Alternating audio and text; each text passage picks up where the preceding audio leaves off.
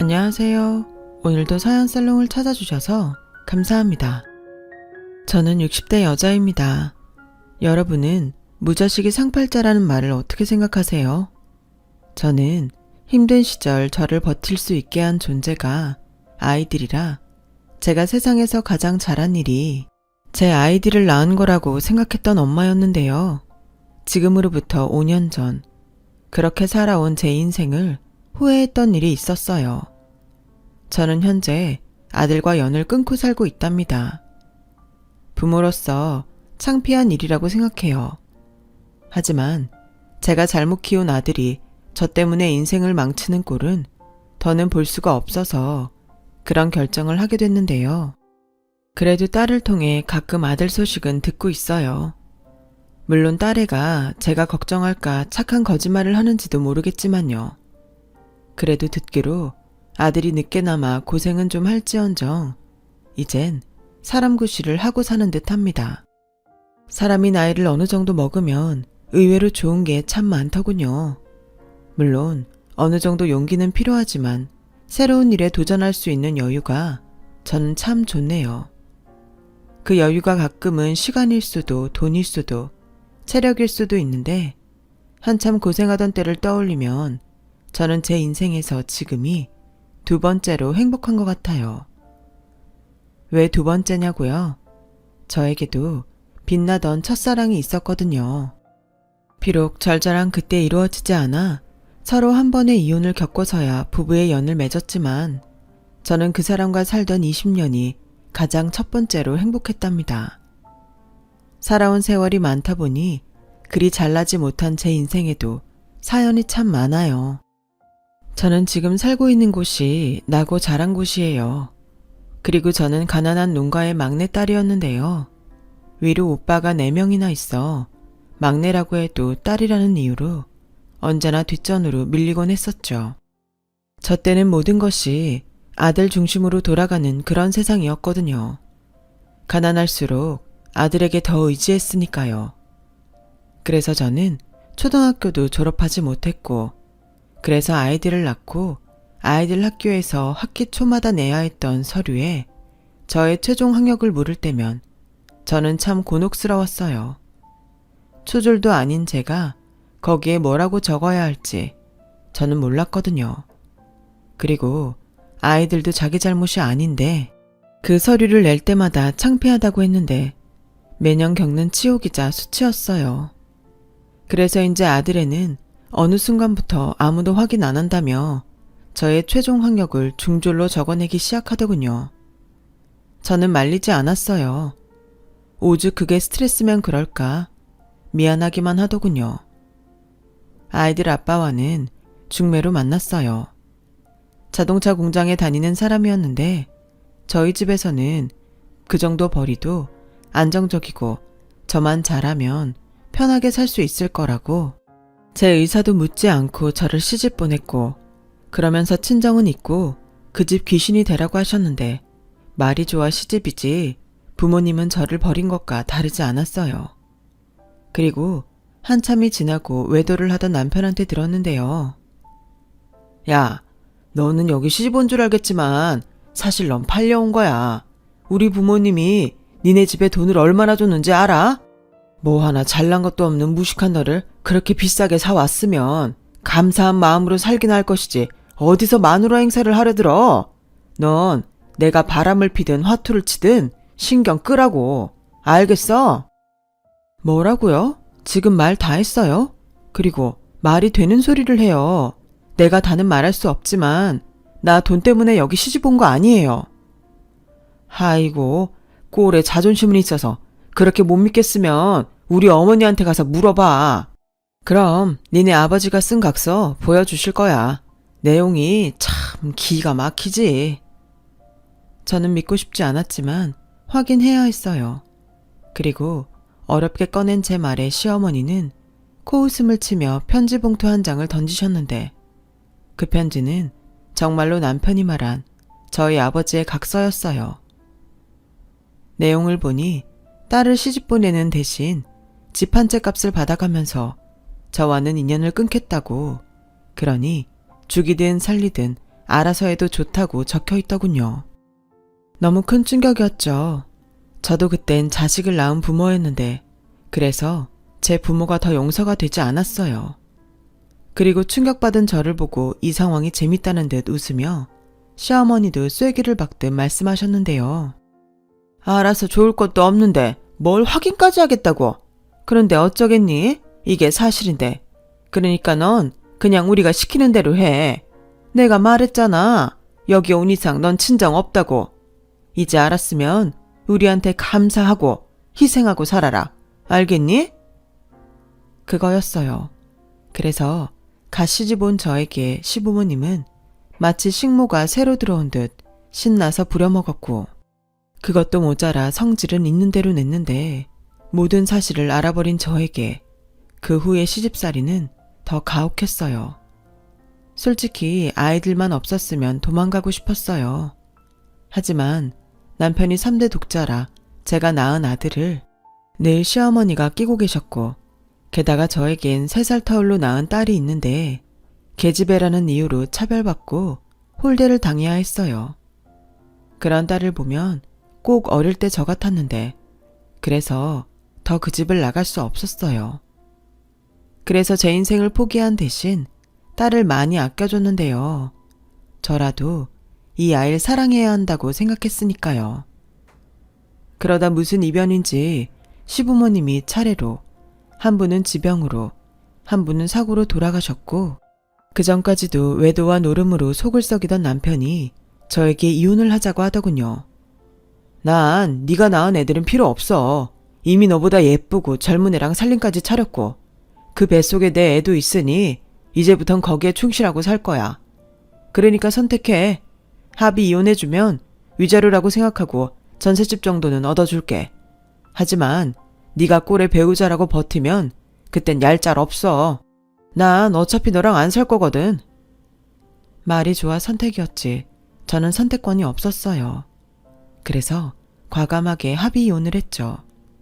처음부터 사랑해서 한 결혼도 아니고 아빠 노릇도 전셋집으로 대신하는 인간과 더는 서류라도 부부로 있고 싶지 않았어요.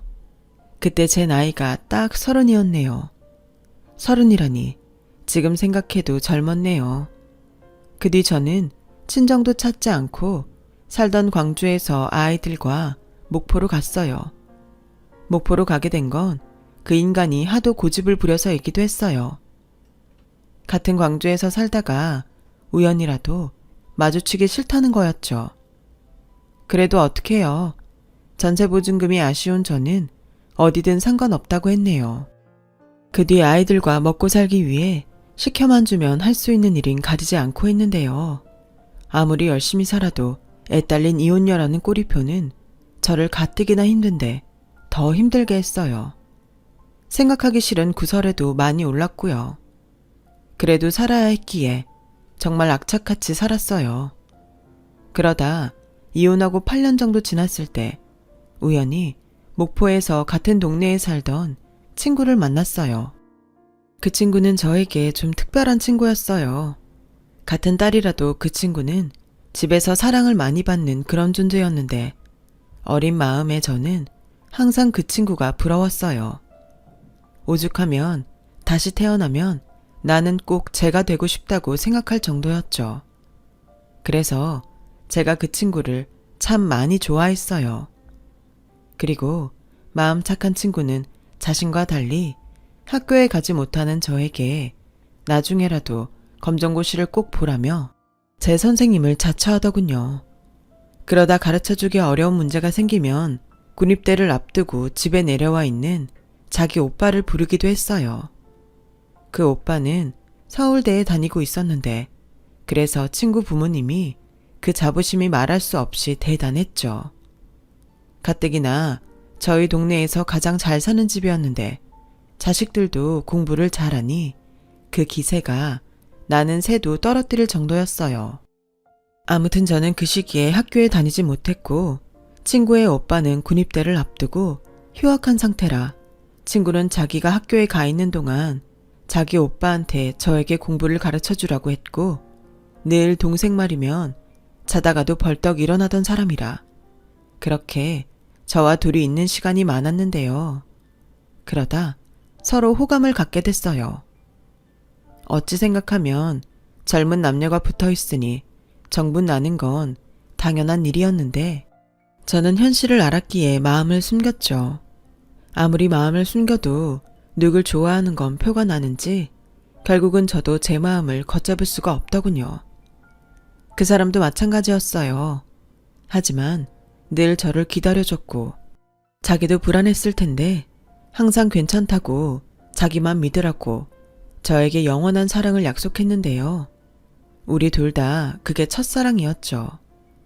그렇게 그 사람이 군복무를 하는 동안 우리는 어른들 몰래 사랑을 키워갔어요.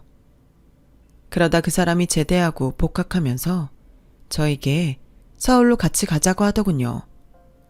당연히 저희 부모님은 그걸 허락할 사람들이 아니었기에 저는 서울에 일자리가 생겨서 올라가고 싶다고 거짓말을 했어요. 근데 차마 친구에게까지 거짓말을 하고 싶지 않더군요.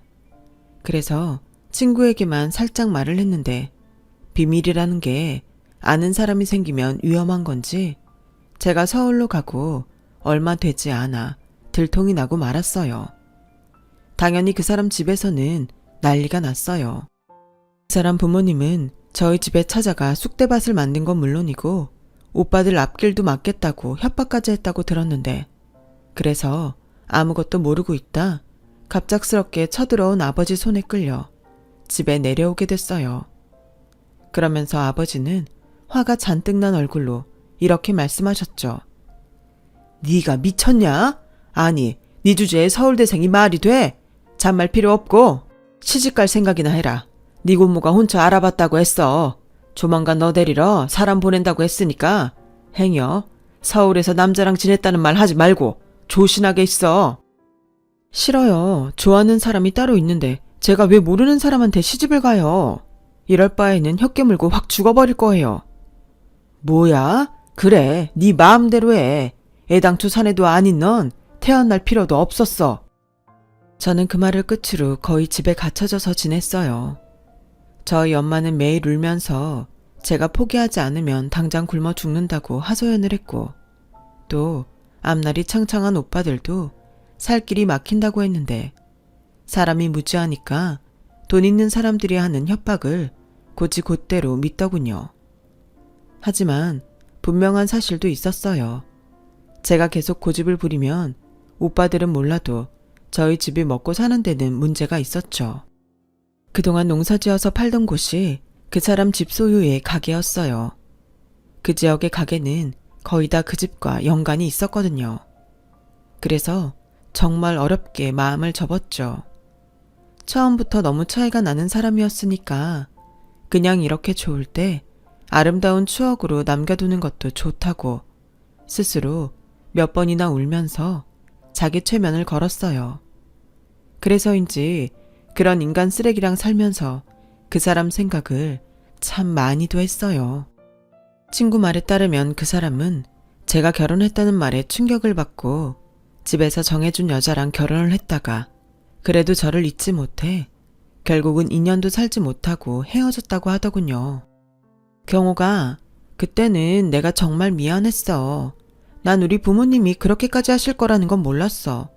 그냥 너랑 우리 오빠가 몰래 그렇게 지내는 게 안타까워서 얘기한 건데 그 일로 네가 시집까지 가게 됐으니 내가 우리 오빠 볼 면목이 없더라. 나 우리 오빠한테 엄청 미움받았어. 그랬니? 나도 살면서 솔직히 너 원망 많이 했어. 넌 다 가졌는데 네가 내 행복을 빼앗았다고 생각했지. 그러니까 나도 미안해.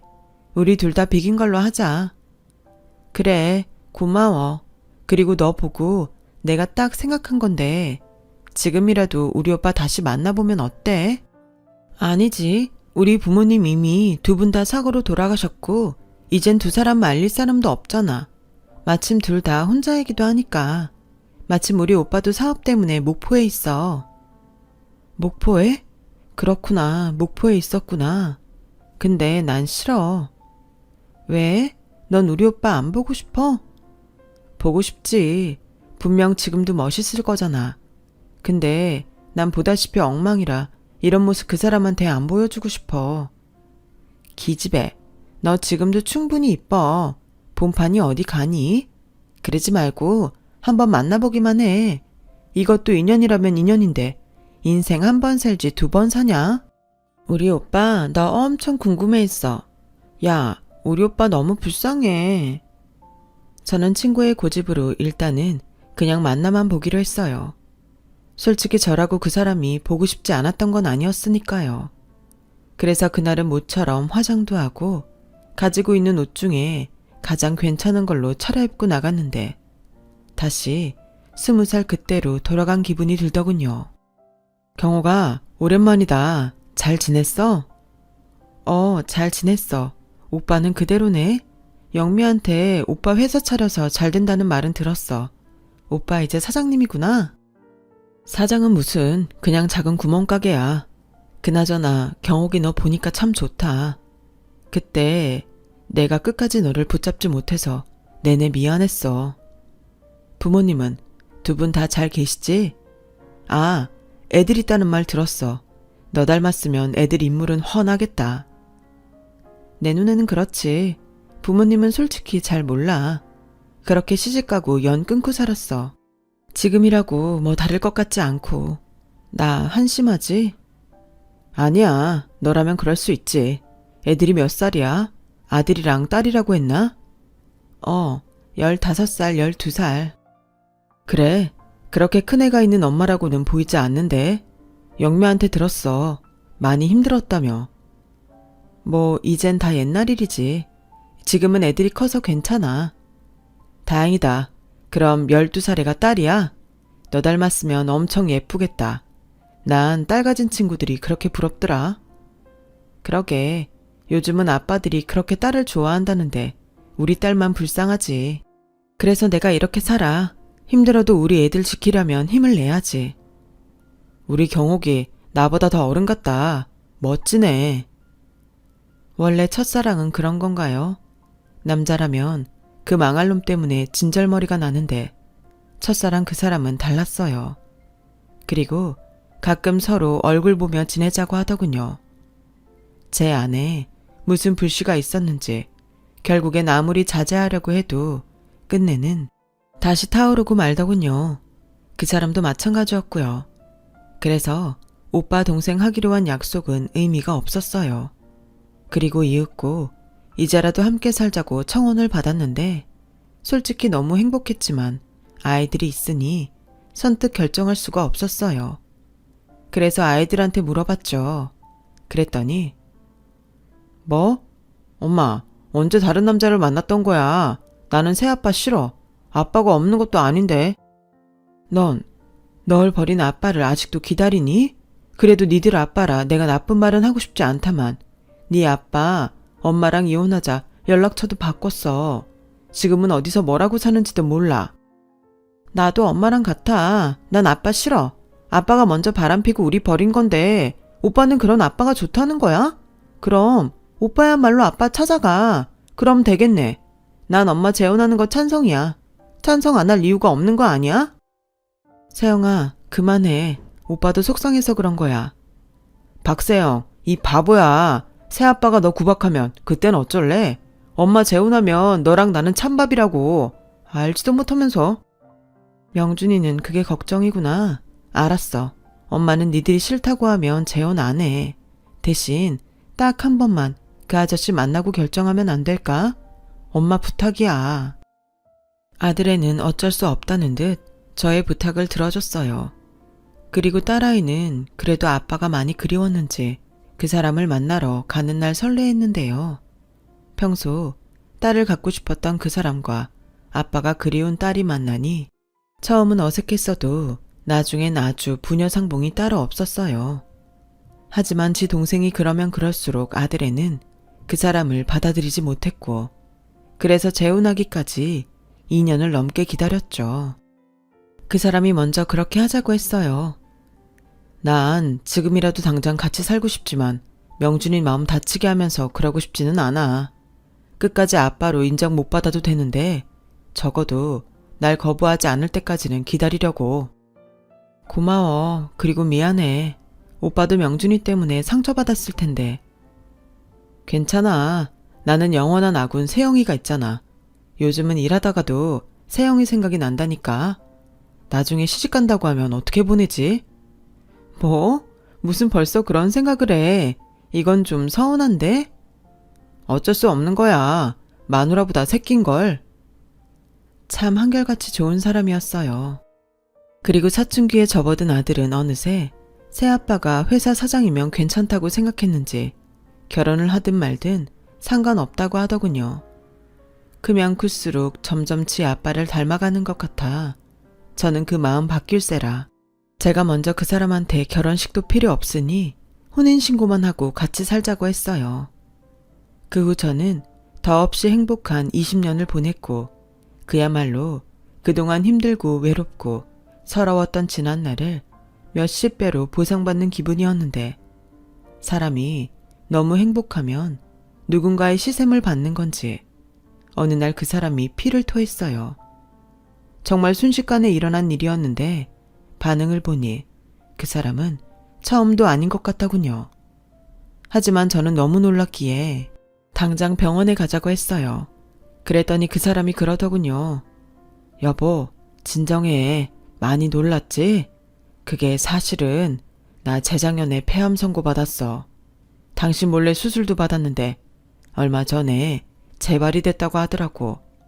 이젠 항암을 하자고 해서 당신한테 말해야겠다고 생각했는데 이렇게 말하게 되네. 미안해. 뭐?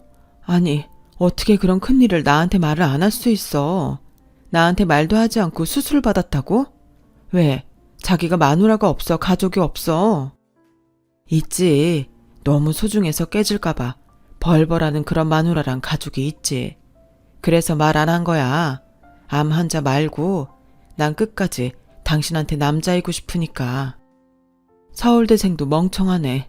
아니 그런 상황에 그런 생각을 했어. 당신이 이럴까봐 어떻게든 혼자 이겨내려고 했지. 근데 나 괜찮아. 항암 잘 받으면 아무리 재발이라도 완치될 수 있대. 이제 우리 애들 다 시집 장가가서 이제야 우리 둘이 알콩달콩 깨볶고 살 일만 남았는데 내가 이렇게 죽을 것 같아? 그런 말 하지 마. 당신이 죽긴 왜 죽어? 그러니까 난 살 거야. 그러니까 여보 절대 걱정하지 마. 오빠 믿지? 그 사람은 어떻게든 저의 마음을 진정시키려 노력했어요. 그래서 투병 중에도 힘든 내색 한번 하지 않는 사람이었는데 병세는 그런 그 사람의 마음을 알아주지 않더군요. 그렇게 3년을 힘든 투병 생활을 했어요. 고비도 여러 번 넘겼고 회복돼서 희망을 품기도 하며 서서히 사람을 지치게 하더군요. 그러던 어느 날 그 사람이 힘겹게 이런 말을 했어요.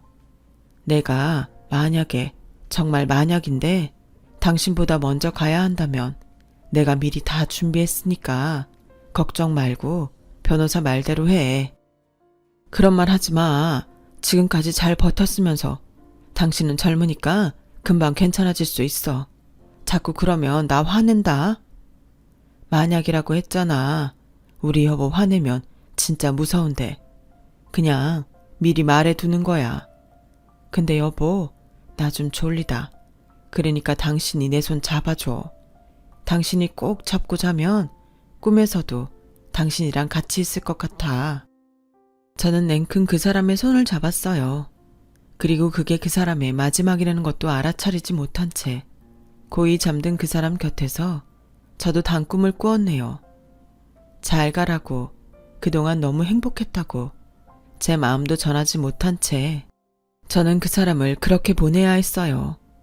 그리고 남편은 먼 길을 혼자 가면서 저에게 회사 정리한 큰 돈을 남겼는데 그건 남편의 장례가 끝나고 며칠이 지난 뒤 변호사를 통해 알 수 있었죠. 돈이라는 게 그렇더라고요. 처음 보는 큰 액수라 그런지 실감이 나지 않았어요. 저는 남편의 동생인 영미를 찾아가 이 사실을 알렸어요. 사실 저보다도 친동생인 영미가 그 돈에 권리가 있다고 생각해서였죠. 그런데 으이그 착해 빠져서는 우리 오빠가 그래서 널 그렇게 좋아했나 보다. 나도 이미 변호사 통해서 받았어. 설마 우리 오빠가 하나밖에 없는 동생도 안 챙겼을까봐? 액수는 자존심 상해서 안 알려줄 거야. 어차피 오빠 생각나서 쓸 수도 없는 돈. 그러니까 오지랖 넓게 내 생각하지 말고 새언니 너 가지세요. 지금 말은 안 해도 엄청 힘들잖아. 눈에 슬픔이 가득해서. 이리 와. 나라도 안아줄게. 저는 시누이이자 친구인 품에서 한참을 울었어요. 그만큼 울면 이제는 눈물이 마를 때도 됐는데 눈물은 한번 터지면 걷잡을 수가 없었죠. 그리고 영미말처럼 저도 남편이 남겨준 돈을 차마 쓸 수 없었어요. 그래서 통장에 고이 넣어만 두고 있었죠. 그렇게 거진 1년을 남편의 빈자리를 그리워하며 두문 분출하고 살다 보니 어느새 살도 몰라보게 빠졌고 혼자 지내다 보니 마음이 외롭고 힘들어진 그때 생전 잘 오지도 않던 아들 내외가 저를 찾아왔어요. 딸에게 제 얘기를 듣고 걱정돼서 왔다며 지차와 이제 막 돌이 지난 손주를 데리고 왔는데 솔직히 반갑더라고요. 집에 모처럼 사람이 많으니 온기가 느껴지는데 저도 할머니라고 손주를 보니 자꾸만 웃음이 나는 게 모처럼 행복했어요. 그리고 아들이 오래 고민을 했다며 이런 제안을 했는데요. 엄마, 여기 집 정리하고 서울에 우리랑 같이 지내요. 아저씨 돌아가신 지도 벌써 1년이나 지났는데 엄마 모습 보니까 이러다 엄마도 큰일 날 것 같아요. 됐어. 엄마는 괜찮아. 마음만 받을게. 엄마, 그러지 말고 내가 하자는 대로 해요. 내가 장남인데 여기 엄마 혼자 계시는 게 편하겠어요. 안 그래도 언제고 엄마 모셔야지 생각은 하고 있었어요. 근데 세영이가 엄마가 요즘 힘들다고 해서 그날을 좀 당길까 하는 거예요. 벌써 이 사람이랑 얘기도 끝났어요. 이 말이 맞아요, 어머니. 저 때문이시라면 저야 어머님이 와주셨으면 해요.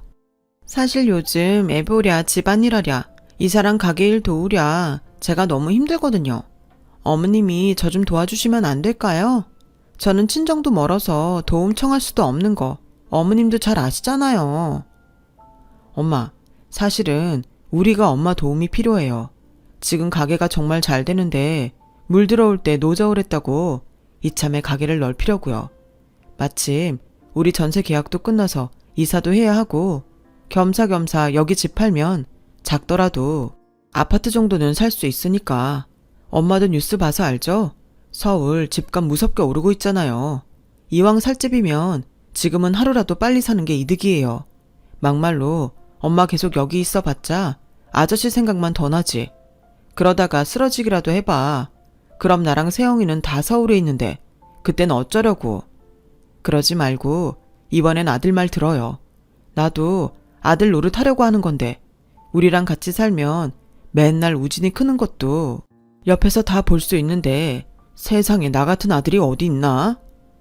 어머니, 저도 이렇게 부탁드릴게요. 아무리 자식이 예뻐도 너무 힘들어요. 제가 잘할 테니까 저희랑 같이 사세요. 네? 솔직히 그때 아들 내외가 돈 때문에 저를 찾아왔다는 건 저는 모르지 않았어요. 하지만 1년 동안 혼자 있으면서 저도 마음이 많이 약해졌는지 눈앞에서 방실방실 웃는 손자 얼굴에 저는 아들의 제안을 받아들였고 그렇게 남편과 둘이 살던 목포 아파트를 팔아 아들이 서울에 있는 30평대 아파트를 사는데 보탰는데요. 돈도 돈이지만 아들 내외와 손주랑 함께 지낼 수 있다고 생각하니 허전했던 마음이 채워지는 그런 기분이 들었어요. 그렇게 저는 아들 내외와 함께 살게 됐죠. 제 돈이 아들 돈보다 많이 들어간 아파트지만 아들 명의로 해주면서 저도 엄마 노릇을 한다고 생각했네요. 가뜩이나 가장으로 힘들 텐데 제 이름으로 아파트라도 있으면 심적으로 의지가 되지 않을까 싶은 마음이었죠. 하지만 그건 그리 현명한 판단은 아니었나 봅니다. 사람이 화장실 갈 때와 나올 때가 다르다고 점점 아들 내외는 처음과 다르게 저를 아주 가정부 취급을 하더군요. 늘 핑계는 가게 일로 바쁘고 피곤하다는 게 이유였어요. 아무리 제가 부산을 떨어도 저도 나이가 있어 체력에 한계가 있는데 아들 내외는 그런 생각은 전혀 안 하는 것 같았어요.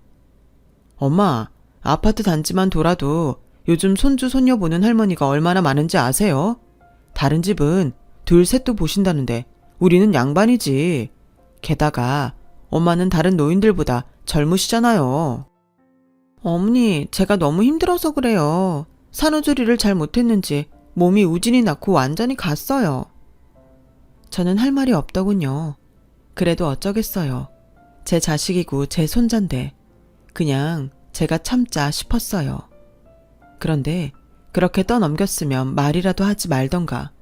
며느리는 아이가 조금이라도 감기 기운이 있으면 저를 아주 잡아먹을 듯 몰아세웠어요.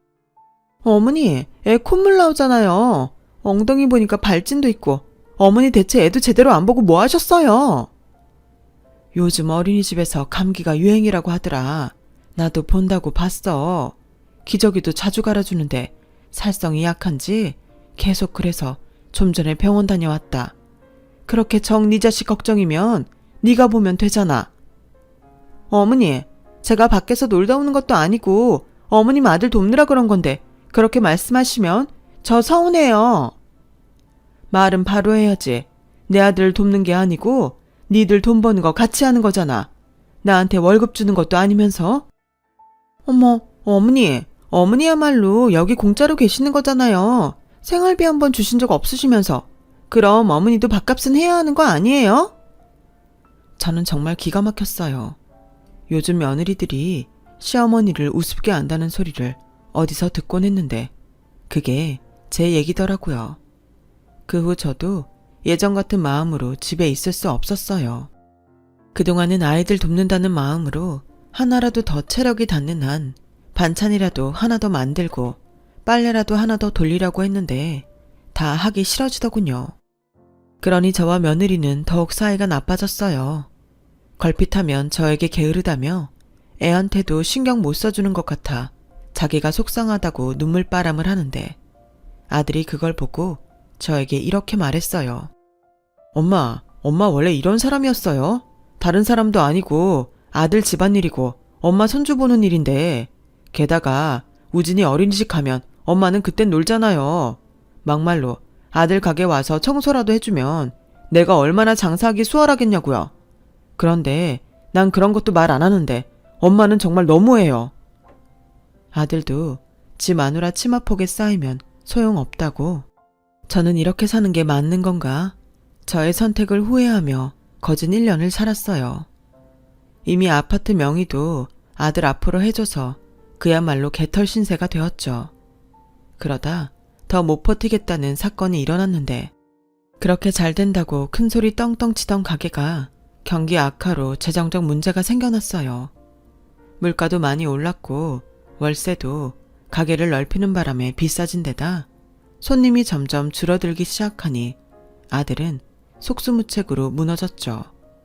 그러면서 이번에도 저에게 손을 벌리려 했어요. 엄마, 혹시 집 팔고 남은 돈 없어요? 아니면 아저씨가 남겨준 유산 같은 건? 유산? 그런 건 없었다. 그리고 목포에 있는 집도 네가 팔았잖아. 네가 팔고 이 아파트 살 때 쓴다고 다 가져가 놓고 무슨 남은 돈이 있어? 목포 집은 그렇다 쳐도 그 아저씨 웃기네. 20년 동안 한 이불 덮고 살았으면서 한 푼도 안 남겼다고요? 회사 운영한다고 그렇게 잘난 척을 하더니 정작 재산은 딴 데 준 거네. 너 무슨 말을 그렇게 하니? 생전 아버지라고 인정도 하지 않더니 너 힘들어졌다고 지금 그 사람 유산 타령하는 거야? 어머니, 저희가 정말 어려워서 그래요. 그러면 그동안 모았던 돈도 없으세요? 어머니 살림하시면서 저축이나 그런 것도 없으셨어요? 없다. 내가 그런 돈이 어딨니? 니들 결혼할 때 생각 안 나? 둘이 한 푼도 없는데 애 가졌다고 그래서 내가 전세 보증금이랑 가게 보증금 해줬잖아. 그리고 치사한 것 같아 말하기 싫은데 이 집도 목포집 팔아서 산 건데 내가 무슨 돈이 더 남아있겠니? 빚 없는 것만으로도 다행이지. 됐어 그럼. 사영이한테 말해서 돈 좀 빌려봐요. 사영이 그거 나 오빠 취급도 안 하고 상대 안 하려고 하니까 엄마가 말 좀 잘해봐요. 그러는 너는 네가 오죽 그러면 네 동생이 그러겠냐? 그리고 세영이 걔도 전업주부인데 그럴 돈이 어딨어? 어머니 정말 너무하세요. 아가씨한테 물어보지도 않으셨으면서. 내 아들도 문제지만 너도 참 대책이 없다. 그동안 핸드폰값 없다고 카드값 빵꾸나게 생겼다고 네 신우한테 손 벌렸잖아. 벌이가 있는 것도 아닌데 지도 지 남편 눈치 보이겠지. 그러니 지 오빠 연락도 피하고 그러는 건데 나까지 보태라고? 그것도 푼돈도 아닌 목돈을? 됐어요. 괜히 엄마는 자기가 싫으면서 그래요. 공짜로 여기서 살면서 엄마는 딸 걱정은 그렇게 하면서 아들 걱정은 안 해요. 정말 기가 막혔어요. 솔직히 저는 공평하지도 않고 나쁜 엄마였거든요. 아들은 없다는 말에 있는 거 다 줘가면서 결혼시키면서 딸은 지가 모은 거 있다고 그릇 세트 사준 게 전부였어요. 오빠라는 놈은 그런 동생을 안쓰럽게 보지 못할 망정 저런 소리나 하고 있으니 제 속이 답답하다 못해 터질 것만 같았어요. 그리고 그때 깨달았어요. 상황마다 어쩔 수 없긴 했지만 아들 내외가 힘들다고 하면 그때마다 조금이라도 도우려고 했던 제가 잘못이었다는 걸요. 다 가져가 놓고도 아들 내외는 저에게 또 감춰놓은 재산이 있을 거라고 생각했다는 게 기가 막혔죠. 저는 이번에야말로 선을 그어야겠다고 생각했어요. 그래서 딱 잘라서 앞으로는 기대하지 말라고 말했는데 그날 이후 더는 저에게 가져갈 것이 없다고 생각했는지 아들 내외는 저를 아주 대놓고 무시했어요. 특히 며느리가 더했죠. 또다시 저에게 생활비 타령을 하더군요. 어머니도 참 염치가 없으시다. 저희가 땅 파서 먹고 사는 것도 아닌데 설거지 하실 때 이렇게 물을 틀어놓고 계시면 어떡해요? 그리고 혼자 계시면서 이렇게 보일러를 계속 틀어놓고 계시면 가스비는 누가 내고요? 예, 너 지금 그 말은 나더러 혼자 있으면 추워도 덜덜 떨고 있으라는 소리니? 명준이 너도 나와봐라. 내가 더는 못 참겠다. 나도 이런 소리 하고 싶지 않은데 계산을 할 거면 좀 명확히 해보자고. 내가 그동안 너희한테 준 돈이 얼만데 이런 눈치까지 보면서 살아야 하니? 다른 집은 살림해주고 애 봐주면 용돈이라도 두둑하게 받는다고 하더라. 근데 내가 용돈 달라는 것도 아닌데 이런 눈치를 봐야 하니? 아니, 그럴 거면 왜 같이 살자고 했어? 그때는 돈이 아쉬워서 잘하겠다고 알랑방귀 끼더니 이젠 다 뺏어가서 더는 가져갈 거 없다고 사람을 이렇게 천시해? 또 나왔네. 정말 치사해서 못 들어주겠다. 엄마, 저도 할 말 많아요. 다른 집 자식들은 부모가 땅도 물려주고 건물도 물려주는 세상이에요. 엄마는 그런 거 못 해줬으면 나한테 미안해해야죠. 저는 솔직히 아저씨가 회사라도 물려줄 줄 알았어요. 정말 생각할수록 열받네. 아들 집에 얹혀 살면 자기가 알아서 조심하고 살아야 하는 거 아니야? 그깟 푼돈 좀 보탰다고 허구한 날 대접받으려고 하고. 내 팔자야. 그냥 그때 애 지우고 결혼하지 않는 건데. 너 지금 애미가 돼서 뭐라고 했니? 왜요? 제가 제 입으로 하고 싶은 말도 못해요? 저는 충격에 입이 다물어지지 않았어요. 게다가 아들도 그 말을 듣고 지처에게 아무 말 하지 않는데 더는 내가 여기 있으면 안 되겠다는 생각밖에는 들지 않더군요. 손주 걱정은 됐지만 손주 녀석도 결국엔 아들과 며느리 자식이니 저는 마음을 독하게 먹어야 했어요. 그래서 아들 내외에게 집을 나가겠다고 말했어요. 아들과 며느리는 둘이 똑같이 코웃음을 쳤어요. 그리고는 돈도 없으면서 자존심 세우지 말라고 비웃으며 돈이 없으니 나갈 돈 달라고 하지 말라고 아들이 말하는데 제가 아들을 잘못 키워도 한참 잘못 키웠다는 걸 알았어요. 어머니, 그냥 제가 아무 말 안 할 테니까 그냥 집안일이나 하시고 우진이 보세요. 괜히 그렇게 나가셔서 어디 단칸방이라도 가시면 저희만 욕먹잖아요. 왜? 지금껏 욕먹을 짓은 다 해놓고 그런 욕은 먹기 싫으니? 됐다. 니들한테 손 벌릴 생각 없다. 지금도 차고 넘치게 줬으니 앞으로는 나한테 빌붙을 생각이나 하지 마. 어머, 누가 들으면 뭐라도 있으신 줄 알겠네. 저희한테 손 벌릴 생각 아니시면 좋을 대로 하세요. 저희도 더는 안 말릴게요. 우진이 아빠, 들었지? 솔직히 그러고 싶지 않았지만 저는 남편이 남겨준 유산을 쓸 수밖에 없었어요. 저도 나이 먹고 유치한 거 아는데 보란 듯이 잘 사는 모습을 보여주고 싶더라고요. 그리고 남편이라면 당연히 제가 그러길 바랄 거라는 생각에 우선은 딸에게 가서 의논을 하기로 했는데요. 딸은 이왕이면 자기 동네 근처로 와서 살았으면 좋겠다고 했어요. 그때 딸 얼굴빛이 좋지 않았는데 사업을 하던 사위가 좀 힘든 눈치더라고요. 세영아, 무슨 일 있어? 정서방 사업이 뭐가 잘 안 돼? 아니야, 사업이라는 게 다 그렇잖아. 좋을 때 있고 나쁠 때 있고. 엄마는 신경 쓰지 마. 아니, 엄마가 어떻게 신경을 안 써?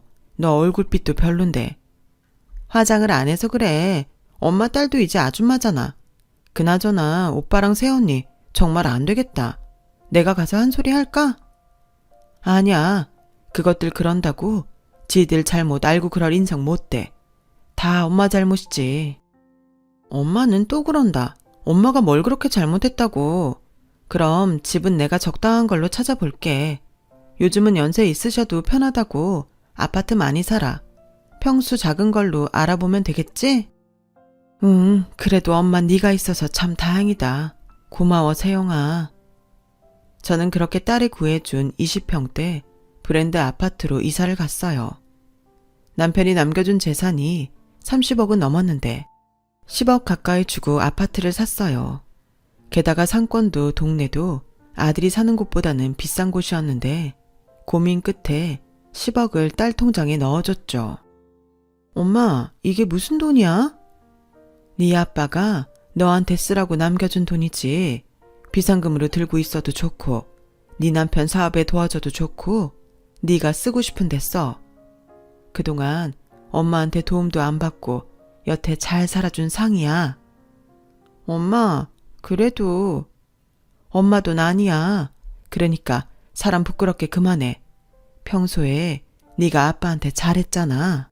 아빠 병원에도 그렇게 먼데 일주일에 한 번은 와서 챙기고 아빠가 너 왔다 가는 날엔 얼마나 좋아했는지 알아? 아빠 생각하니까 또 눈물 난다. 알겠어. 그냥 아빠가 준 돈이라고 생각하고 받을게. 고마워, 엄마.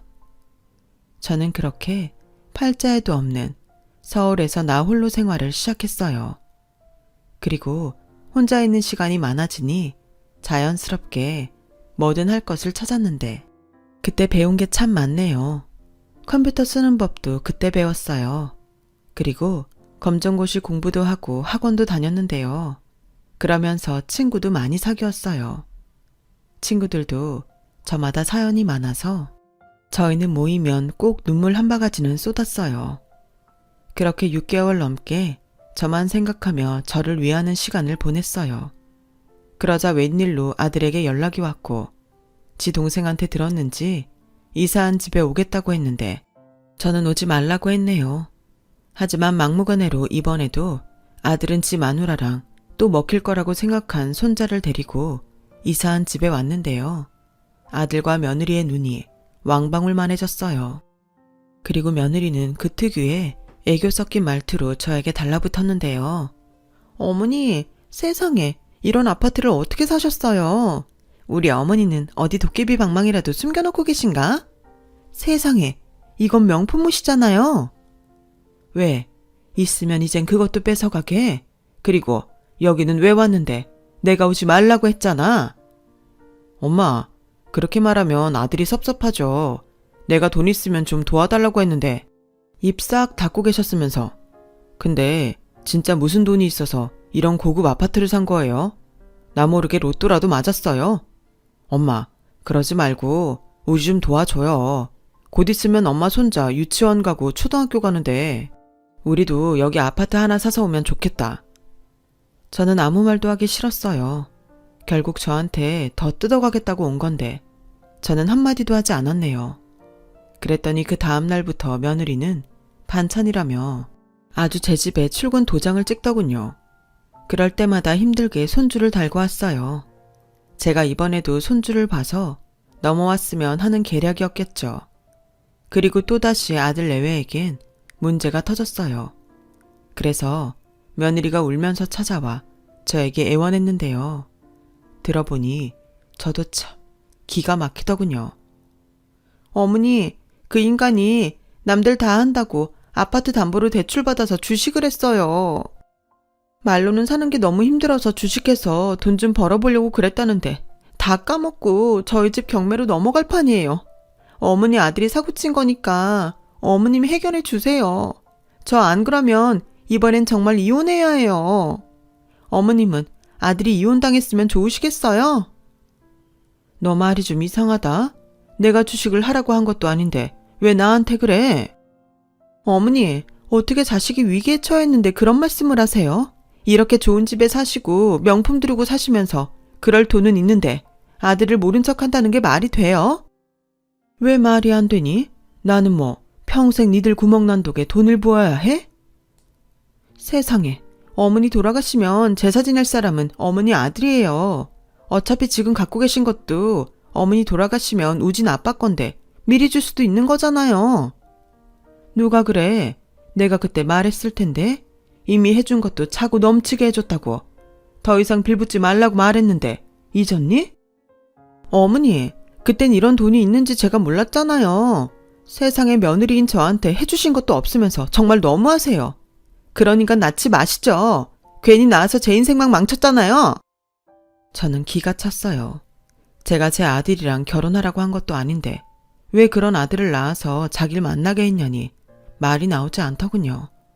그래서 이혼을 하든 말든 마음대로 하라고 하고 며느리를 내쫓아버렸어요. 그랬더니 그날 저녁 아들이 술이 떡이 돼서 절 찾아왔어요. 자기가 저 때문에 이혼당하게 생겼다고 책임지라고 아주 난리도 아니더군요. 그러면서 또 한 번 어처구니 없는 말을 했어요. 내가 여기 오기 전에 이 집 시세를 부동산에 물어봤거든요. 그랬더니 14억 정도 된다고 하대요. 얘기 길게 하지 않을게요. 정말 마지막이라고 생각하고 이 집 팔아서 저 주세요. 그러면 앞으로는 엄마한테 손 안 벌리고 없는 자식으로 살게요. 뭐?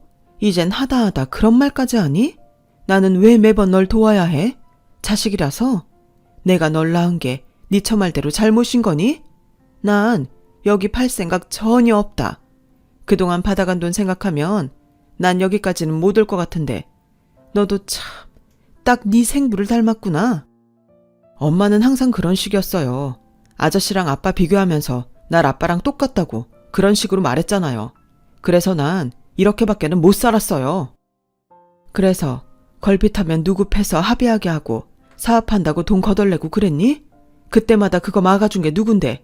네 친부도 아니고 그 사람이었어. 근데 너 고맙다고 말해본 적 있어? 엄마랑 사는데 엄마 아들한테 그 정도는 해줄 수 있는 거죠. 솔직히 말씀하세요. 아저씨한테 받은 유산 있는 거죠? 아무리 머리를 굴려도 그것밖에는 없어요. 그럼 서류상 자식인 나도 지분이 있잖아요. 그렇게 말로는 친자식이라고 하더니 회사도 안 물려주고 유산도 없다고요? 당장 나가. 다른 건 다 참아도 그 사람한테 네가 뭐라고 하는 건 나 안 참는다. 살아생전 네가 아들 노릇한 게 뭐가 있다고 뭘 바래 바라긴. 네 말대로 친자식도 아니잖아. 네가 무슨 권리가 있어. 아빠라고 부른 적도 없으면서. 그야 그건. 너 똑똑히 들어. 내가 마음 독하게 먹었으면 너 그때 내가 네 친아버지 수소문해서 보낼 수 있었어. 너도 네 친아버지 어떤 인간인지 알지? 그러니 이젠 더는 나 찾아오지 마. 난 네 집에서 다 두고 나올 때 네 엄마 역할도 다 두고 나왔다. 난 이제 네가 망하든 이혼을 하든 상관없다. 네 인생이잖아. 나는 내 인생을 살 거야. 그러세요 그럼. 저는 이대로 한강에 가서 뛰어내려야겠네요.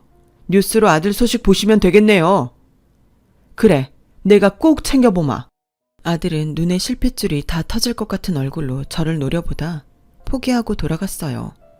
그리고 몇 달은 잠잠하다 싶었는데 한 번은 아들한테 전화가 계속 오더군요. 저는 받지 않았어요. 그러자 핸드폰 번호를 바꿔서 전화를 했어요. 엄마, 저 이번에 진짜 이혼당하고 길거리에 나앉게 생겼어요. 엄마, 한 번만 살려주세요. 엄마 아들 이번엔 정말로 죽게 생겼다고요. 제가 미우시면 우진이 생각해서라도 좀 도와주시면 안 돼요? 엄마 돈 있잖아요. 정말 지긋지긋하다. 이젠 제발 정신 좀 차려라. 난 널 도와줄 능력이 없대도. 저 엄마가 세영이한테 돈 준 거 다 알아요. 정서방 사업 거의 망할 뻔했는데 무슨 일로 위기를 넘겼나 알아보니까 엄마가 아저씨 유산으로 도와준 거던데 어쩜 그럴 수 있어요? 그것도 참 대단한 능력이다. 어떻게 또 그건 알았니? 근데 세영이한테 준 돈보다 너한테 준 돈이 더 많아. 그래서 줬어. 세영이한테 내가 미안해서 세영이는 그 사람 병원에 있을 때 꼬박꼬박 찾아와서 지 새아빠 간병하던 애야. 너랑 다르다고. 그 사람 유산을 그런 딸 두고 남 같은 널 주겠니? 엄마는 항상 그런 식이었어요. 세영이한테만 엄마예요. 내가 장남인데 날 더 챙겨야지. 이러면 내가 엄마 돌아가시면 제사상 차려드릴 것 같아요? 차리지 마. 마음에도 없는 네가 차린상 받고 싶지도 않아. 처음엔 나도 내 잘못이라고 생각하고 참았다. 근데 내가 언제 너한테 그런 개호로 새끼로 크라고 했니? 네 인생 네가 망쳐놓고 어디서 막말이야? 내가 언제 너한테 효도하라고 했어? 그냥 네 인생 잘 살라고 여태 참고 버텼는데 이젠 그만하자. 난 앞으로 아들 없다고 생각할 테니 너도 엄마 없다고 생각해. 아쉬우면 네 친아버지 찾아가. 더는 나 찾지 마라. 내가 죽었다는 소식이 들려도 너랑은 상관없는 일이니 내 장례식에 올 생각도 하지 말고. 장남? 웃기고 있네. 필요 없어. 아들은 제 말이 꽤 충격이었는지 그 뒤로는 연락이 없더군요. 물론 그렇게 말하고 저도 속이 좋지 않았죠. 정말로 아들이 극단적인 선택을 할까 악몽도 많이 꿨어요.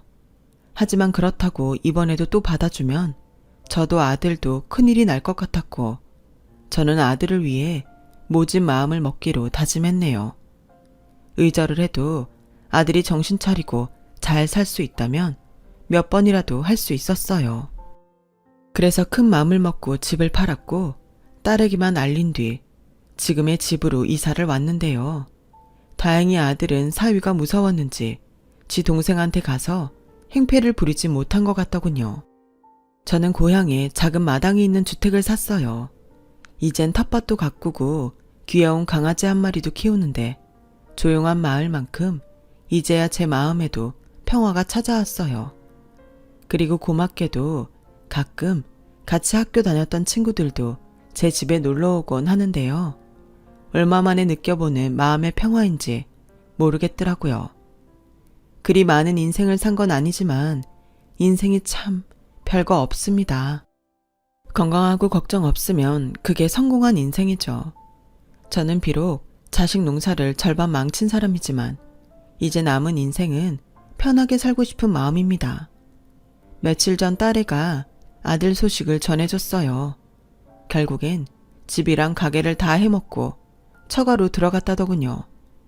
사돈네는 시장에서 생선장사를 하고 계신데 아마도 거기에서 일을 도우며 신세를 지고 있는 모양이었어요. 부족한 남의 아들 때문에 저 대신 골머리를 앓으실 사돈 생각을 하면 고개가 절로 숙여지는 저인데 부디 이제라도 아들이 정신을 차리고 저는 괜찮으니 지가정 건사하고 장인 장모한테 신세진 거 보답하며 살았으면 좋겠습니다. 부모 자식이 모두 욕심내지 않고 행복하기란 어려운 일인가 봅니다. 여러분들은 이런 저와는 달리 부모, 형제, 자식들과 끈끈한 사랑을 나누며 이 계절 보내시길 진심으로 바랍니다. 저의 이야기는 여기까지예요. 저의 사연을 들어주셔서 대단히 고맙습니다. 항상 건강하시고 늘 행복하길 소원하겠습니다. 여러분, 사연 댓글에 응원과 현명한 조언 부탁드려요. 좋아요와 구독은 저에게 큰 힘이 됩니다. 오늘도 좋은 일 가득하세요.